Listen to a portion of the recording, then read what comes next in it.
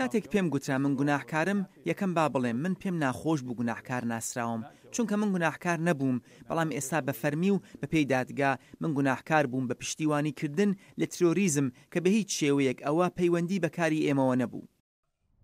خەشە ئەندرو برانسن لە 12 ئەم مانگە بە بڕیاری دادگایەکی تورکیا ئازاد کرا پاشەوەی نزیکەی 2 ساڵ بوو بە تاوانی تێرۆریزم لە گرتوخانە بوو. پێشتر دادگا بە دوای دادگا ڕەدی بڕیاری ئازادکردنی دابوو. بەڵام ئەو دەڵێت باوەڕ و ئیمانی وای کرد کۆڵ نەدات ئەو هێشتاش ئەو ڕووداوانەی لەبیرە بوونە هۆی دەستگیرکردنی.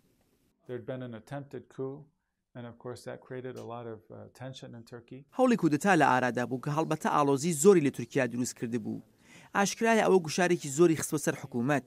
لە هەمان کاتدا ئێمە لەگەڵ پەنابەرانی سووریادا کارمان دەکرد. قەیرانی مرۆڤی هەبوو و زۆر لەو کەسانی هاتنە ئەزمەر و ئێمە یارمەتیمان دەدان کورد بوون. ئەوە حکوومەتی نیگەران کرد چونکە ئەوان نیگەرانی ترۆریزمی کوردانن بە ڕێگای پەکەکەوە. جابوویە گومانیان لەوە هەبوو.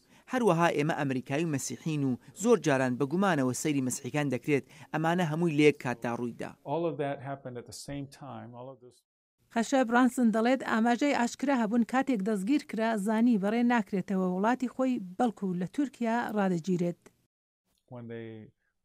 کاتێک منیان دەستگیر کرد پێیان گوتیان هەڕەشەیە لەسەر ئاسایشی نیشتمانی خۆی کەشتی ئاوا ڕوویدا ئەمە لە دۆستانی چی ڕوودەدا ئەوان بە خێرا لە ماوەی 1 تا 2 ڕۆژ بەڕێ دەکرێنەوە بەڵام کە ئێمە دەستگیر کراین یەکێک شتی لەسەر دۆسیەکە نووسین ئەوان توریزمیان لەسەر نووسین ئەوە بوو کە زانیمان ئەمە جیاوازە ترسمان لەوە هەبوو کە مەسەلەکە جددیتریش بێت کە هەرواشی لێ هاتوو بۆ ماوەی 2 ساڵ بەردەوام بوو. برانسن 37 مانگ زیندانی لە تورکیا بۆ بڕایەوە 2 ساڵ لە گرتوخانە مایەوە. ئەو دەڵێت ناخۆشترین کاتی ئەوە بوو نەیدەزانی چی بەسەر دێت. 18 مانگی خایان تا زانیم من بەچی تاوانبار کراوم. هەڵبەتە لەو ماوەیەدا ترسی زۆر هەبوو. باشە من بۆ لێرەم تا چ ماوەیەک لێرە دەبم باشە بەچی تاوانبار دەکرێم.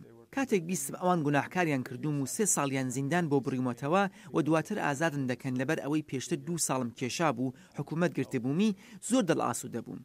خێزان و من پێکەوە لە ژووری دادگا کەوتوینە سەر چۆکان پێکەوە دوعامان کرد و سوپاسی خودامان کرد کە ئەم دێوە ئەزمەیە 2 ساڵەیە سەرنجام بە کۆتایی هات. خێزانەکەی نورین برانسن دەڵێت ئیمان و باوەڕی ئەو هەروەها دوعا و نەزای خەڵکی بوون بە مایە ئازادکرانی هاوسەرەکەی.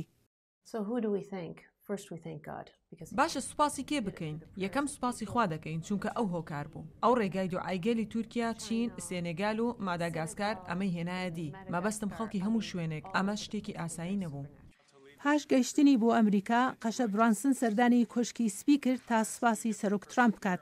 ئەو دەژڵێت شتێکشی بۆ سەرۆکی تورکیا ڕەجەب تەیب ئەردۆغان پێیە.